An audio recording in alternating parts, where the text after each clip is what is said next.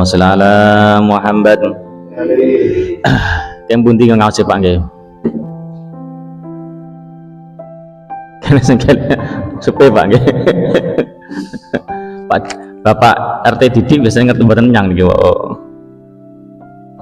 repot nggih. Allahumma sholli ala Muhammad. Dados sedayanipun ibadahi menungso alam donya niku nyuwun utawa golek ridhone Gusti Allah. Selain niku nggih ngalap berkah muga-muga saged oleh syafaate pitulane Kanjeng Nabi. Pun ngantos kula jenengan niki urip ning alam donya niku namung sepindah. Sepindah Pak den donya Pak nggih. Sepindah. Pun ngantos dadi sengsara. Pun ngantos dadi ina. Wis ning donyane ina, sengsara, akhirate ora bejo.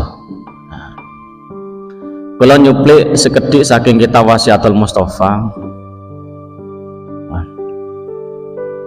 Jelasaken tanda-tandane wong sing bakal ina, wong sing hina, akibate tiyange bakal sengsara donya lan sengsara akhirat. Allahumma sholli ala Muhammad. Dawe ngeten, dawe Kanjeng Nabi dan Sayyidina Ali niki wasiat berarti tenanan, ngati-ngati ngoten lho. Waspada iso dilakoni. Bismillahirrahmanirrahim. Ya Ali ya Ali lil mahdul kaduwene wong kang ina